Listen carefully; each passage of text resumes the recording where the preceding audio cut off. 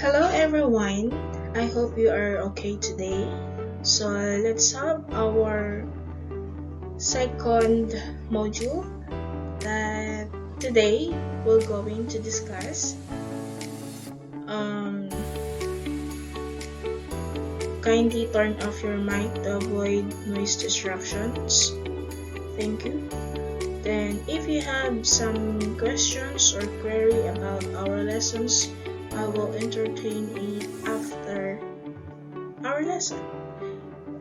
Okay, so now we're going to discuss the second module of Rhgp about the conquering the clouds of challenges. What do you mean the word conquering? When we say conquer or conquering, it is a transitive verb meaning to gain or acquire by force, to overcome by force of arms, to gain mastery, or win by overcoming obstacles or oppositions to conquer the mountain. So now, can you have any idea about our lessons? I hope that you had your idea. Okay, so now let's proceed. So what are the learning objectives of this lesson or of this module? So at the end of the learning session, you are expected to 1. Identify the different challenges encountered in dealing with school activities and how these challenges were dealt positively. 2. Compare the pros and cons in utilizing the virus study habits and share insights on performing daily tasks in school. So these are the objectives of this module. Now, let's have the introduction of the module. According to Rabindranath Tagore, that clouds come floating into my life, no longer to carry rain or usher storm, but to add color to my sunset sky. What do you think is the idea of this quotation about Rabindranath Tagore? Anyone? You can use your or the chat box to voice out your insights. Then I will read it. Okay, next.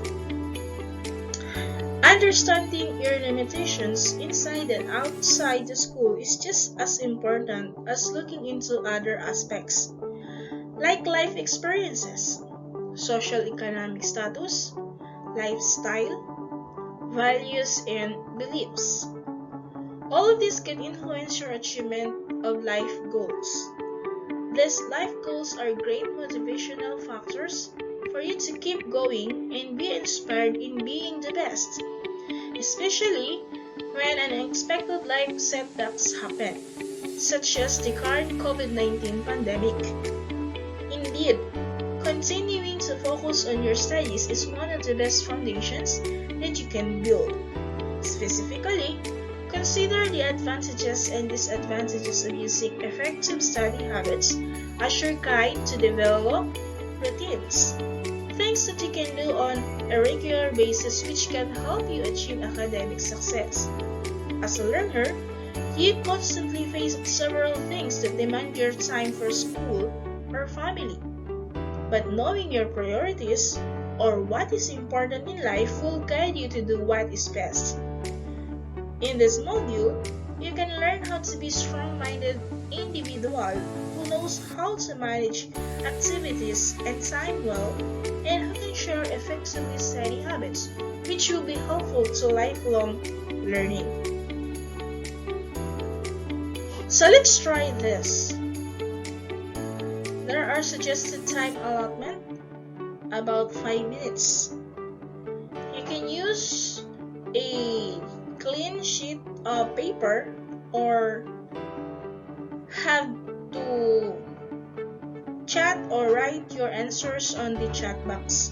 But for sure, because you are going to submit all the answers, just write it down in a clean sheet of paper. Okay, so number 1, you have to identify the possible challenges of a learner in each picture. Then, write your answers on a clean piece of paper to be followed by your answers to the processing questions. So, look carefully the pictures. There are 4 pictures that I will show you.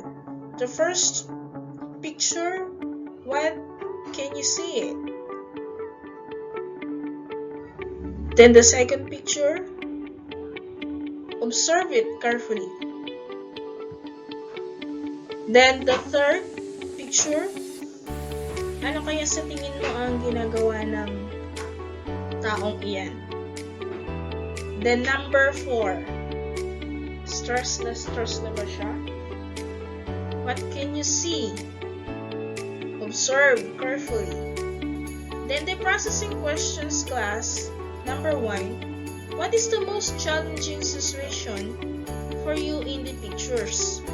Is it number 1, 2, 3, or 4? Then number 2, among the challenges presented, where can you relate the most and why? Third, how do you overcome and deal with it positively? Okay? So, later on, we're going to answer it on a clean sheet of paper, huh? Next. Okay, let's explore this. The suggested time allotment is 15 minutes. Then, the clouds of one's life. The clouds of one's life. Pick the different challenges written in the clouds that you have encountered or are facing right now.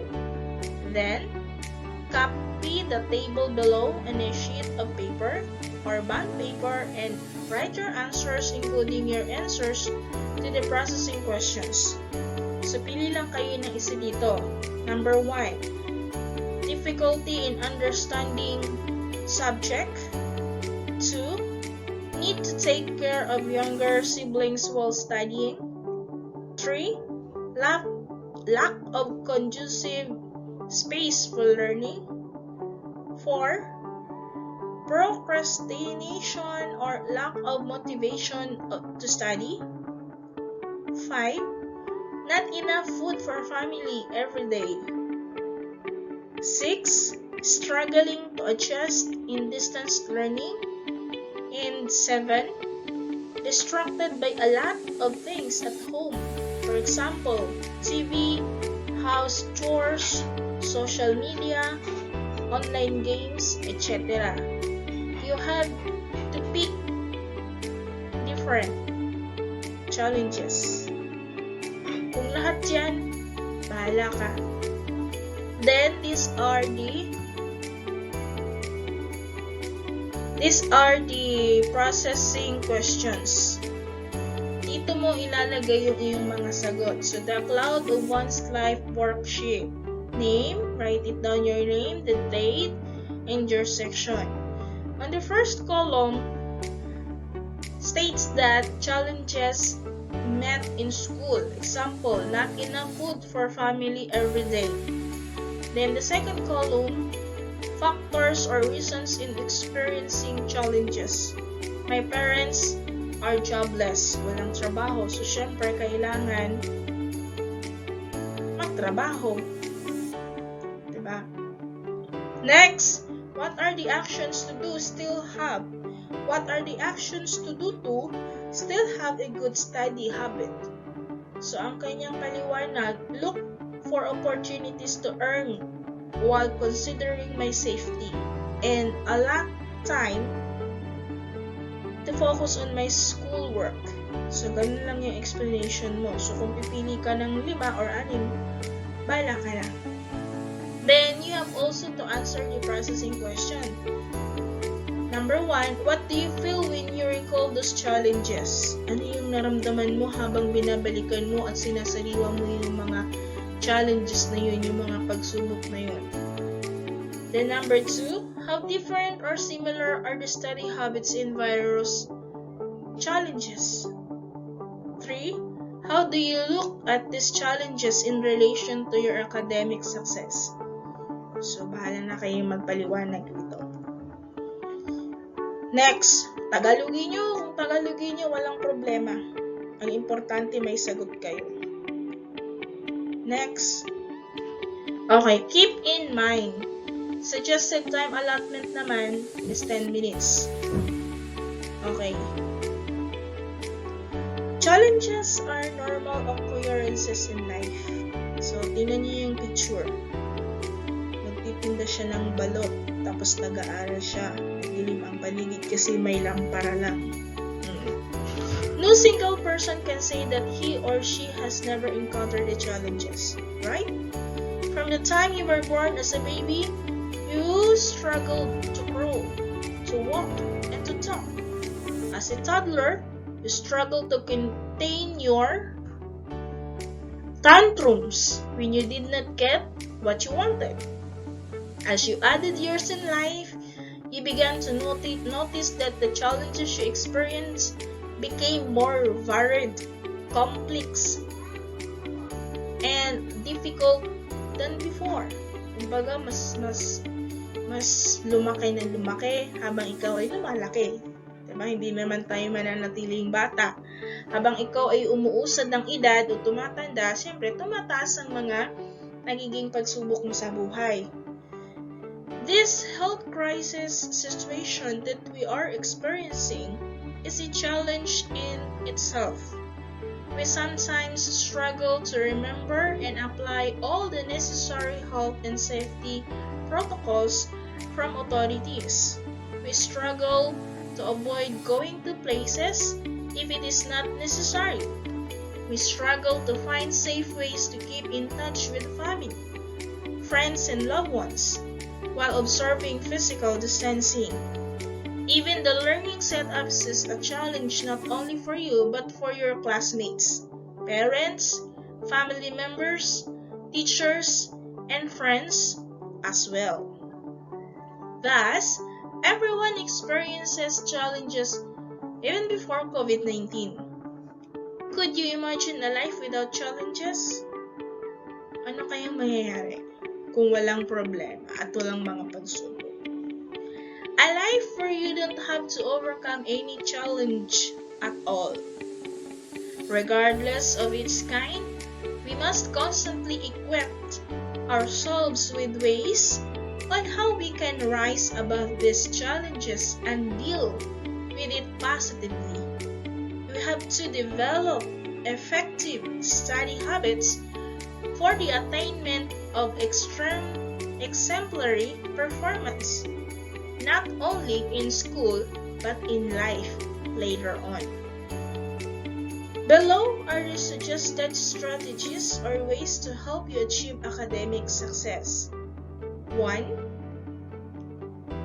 It has an acronym, right? So S, set your academic goal for this school year. What are your goals? Then T, track your development through daily and weekly study plan. Next, R, recognize the need for help. or assistance from your parents, teachers, and other adults in relation to your academic needs. Walang masamang magtanong. Then, humingi ng tulong. Then A, accomplish your learning task ahead of time. Kailangan kung ano yung mga sa tingin mong gagawin mo na ngayon, huwag mo nang ipagpapabukas. Ganun. Kasi bukas, iba na naman. C, thoroughly check the quality, quantity, and presentation of your outputs. Double check mo. Huwag lang basta makapasa. Next, before submission. E, exercise efficiency in the use of time, materials, and efforts in achieving academic goal. Sabihin, practicein mo yung sinasabing time is gold. Mahalaga ang oras. Then G, gather all possible resources from books and other resources in order to have better understanding of the topic in your classes. Then Y, yearn to perform better and remember your motivation, study skills, and study habits. Kailangan merong ganyan. Kasi pag yan ang nawala, wala. Likewise, as much as possible, learn to avoid the following. Learn to avoid the following. Yung una, yung word na, yung acronym na binuhay, strategy. Ito naman, waste. Yan. W, wasting time or doing irrelevant activities while having classes like playing online games, chatting, watching movies or TV series, and daydreaming. Wasan mo yun. A, allowing peers to dictate your plans and actions. Kailangan ikaw mismo sa sarili mo, alam mo. Sabagay, alam naman natin yung tama at mali. Next, stressing yourself to the point that you cannot function well. Wala pa naman sigurong umaabot sa ganun. C, thoughts that are negative like difficulty of the subject, chance of failure, and inability to learn new lessons. Kailangan huwag kang masyadong magpaka-negative kapag ka nahihirapan ka. Siyempre, ma-encounter mo yun, pero dapat paglabanan mo. Then E, exhibiting or unhealthy behavior. Example, poor sleeping habits, excessive use of gadgets, not taking time to relax, or dahil sa sobrang puyat mo na, sa sobrang palalaro mo na ng online games, ng ML, ng Mobile Legend, pares lang yun, ng siyo-siyoan naman yung mga yan, na trend sa panahon ninyo. Kailangan, sabi nga, alam mo yung priority mo. Kung ano yung sa tingin mo na hindi naman dapat gawin pa, iiwanan mo na. Balikan mo na lang kapag ka-okay na. So, these are the explanation or yung mga explanation on how to avoid, sabi nga, waste. Walang kwenta. Kailangan iwasan. Next, keep in mind that the strategies discussed above cannot be mastered overnight, right? All study habits which are proven effective and efficient take time, hard work, and practice. Whenever you take it upon yourself to apply the strategy seriously, you will begin to see the challenges you encounter within and outside the school setting are not as overwhelming or discouraging as before. Navigating life with or without the presence of a crisis situation such as the COVID-19 becomes more manageable if you are familiar with the strategies or ways that will lead you towards academic success. For adolescent learners like you, some of the most needed study habits in your age group are time management, note-taking, managing distractions, doing advanced readings, and of course, listening attentively. Even if face-to-face classes for now are temporarily not being conducted, while it is due to practice every single effective study habit, all learners have preferential study habits depending on their learning styles and personal circumstances. Similarly, avoiding unhelpful routines that hinder a learner from academic success also takes practice. It takes a lot of determination, focus, and self-control to nurture your ability to say no to distractions and unnecessary activities, especially now that you do a lot of study by yourself because of the pandemic.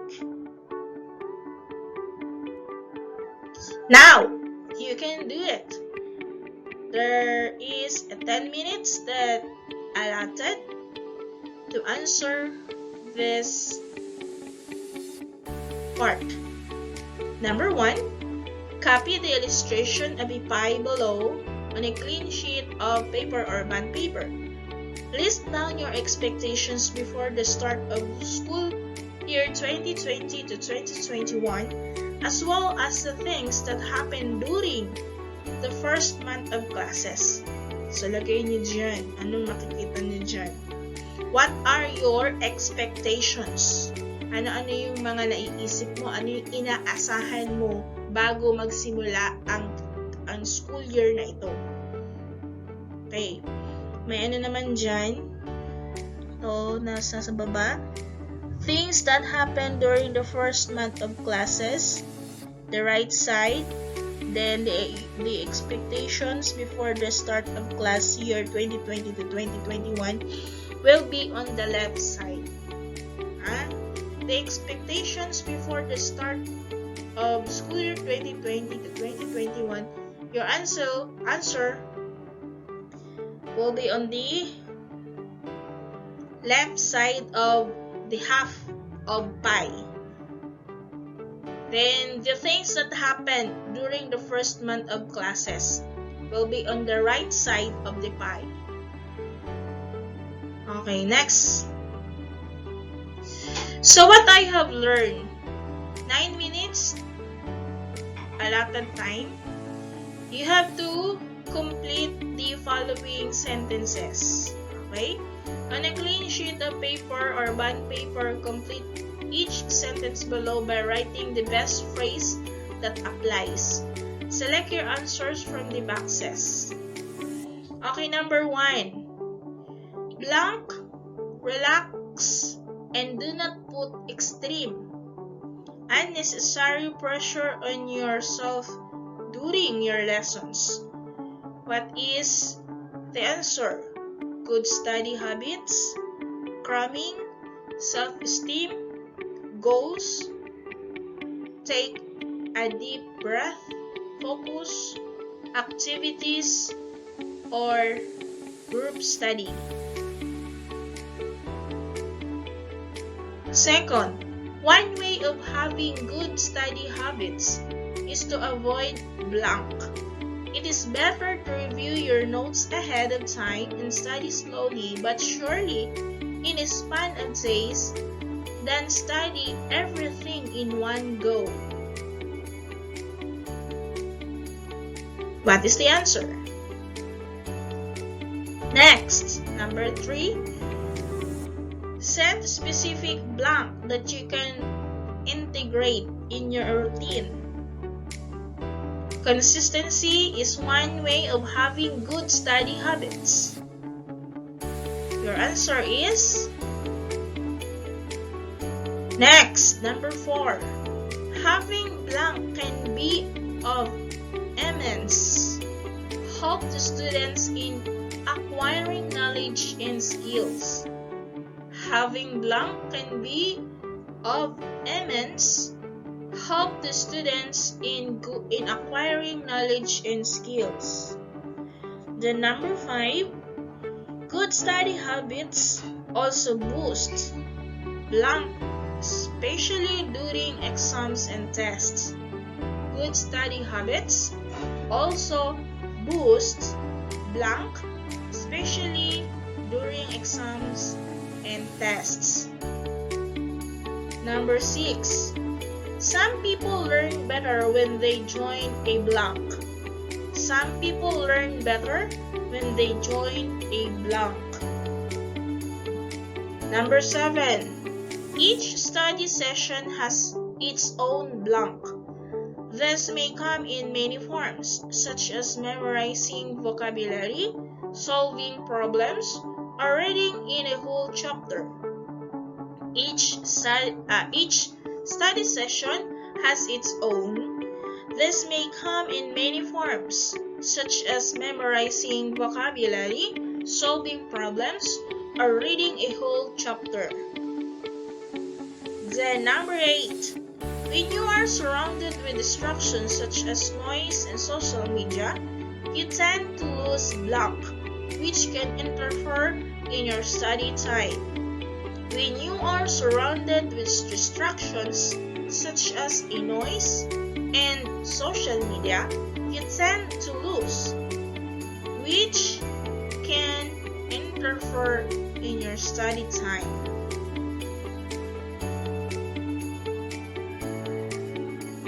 So I think you had already your answers, and I will show the correct answer. For number 1, blank, relax and do not put extreme unnecessary pressure on yourself during your lessons.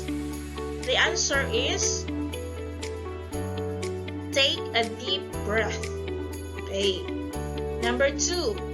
One way of having good study habits is to avoid blank. It is better to review your notes ahead of time and study slowly but surely in a span of days than study everything in one go. The answer is cramming. Number 3.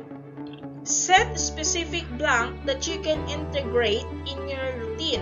Consistency is one way of having good study habits.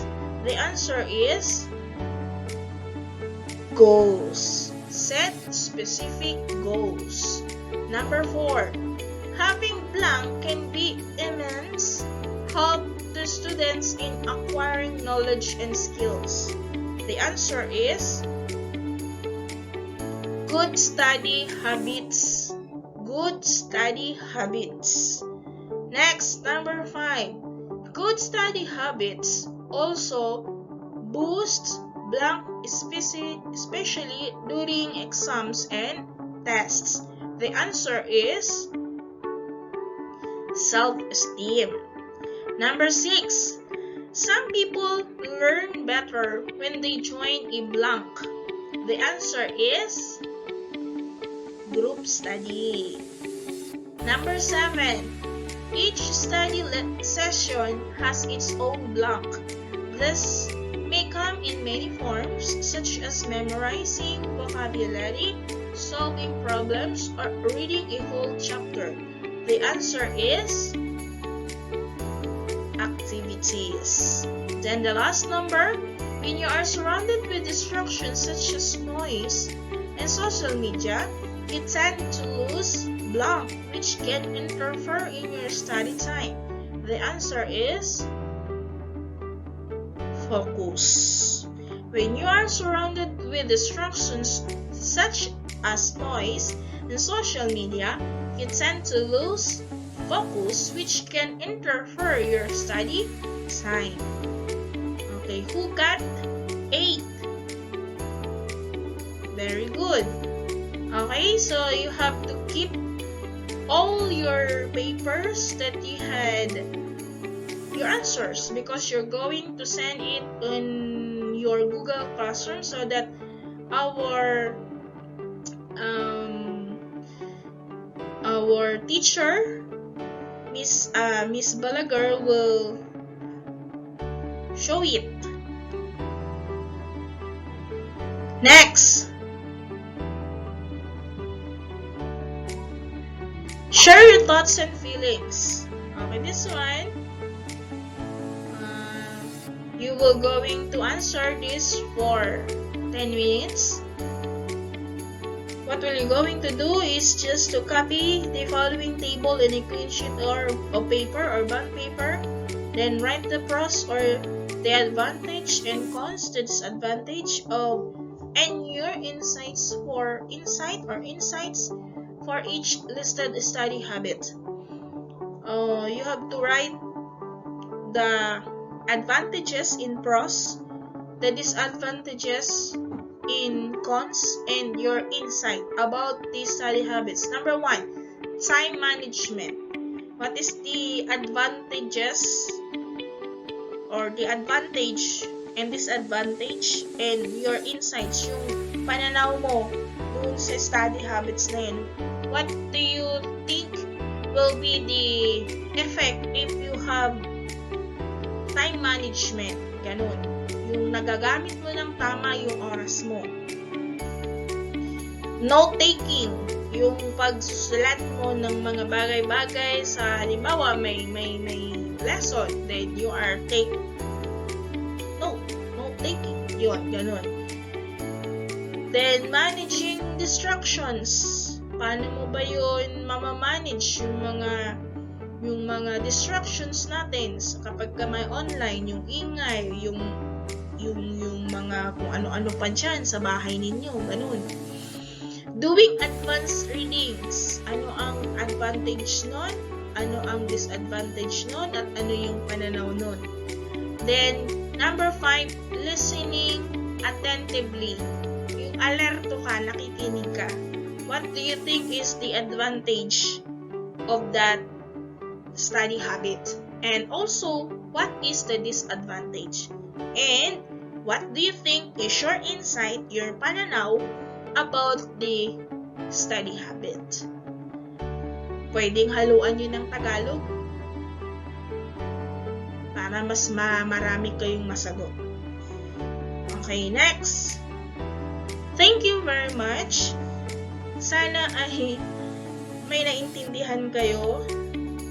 Alam niyo naman ang teacher ninyo is a Filipino major, pero sisikapin natin na matutuhan ang mga bagay-bagay. So, good luck. Then, your answers, di ba meron naman tayong Google Classroom? Isasend nyo lahat yon. Tapos, yung mga yon ay isasend ko naman din kay Ma'am Balaguer kasi siya yung pinaka focal person sa Rhgp. Sabi ko nga, ito ay tawag nito, parang katulad sa card. Kasi noong nagkaroon kami ng meeting, 'di ba, ang kapag kayo ay magta-trans out, bibigyan kayo ng card, bibigyan din kayo ng Form 137, good moral, kung kubra pa ba ang good moral ngayon, at saka yung sa ito, Rhgp, ina-attach yung form na yon sa inyong Form 137. Kaya, importante na dapat meron kayong nagagawa. Ganon. Ha? So, sabihan yung mga kaklase na hindi nakakapag-online, gamitin ang Google Classroom. Pwede nyo namang i-share yun sa kanila. At ipopost ko rin naman yung mga module na gagawin ninyo sa Rhgp. Okay, maraming salamat and happy weekend.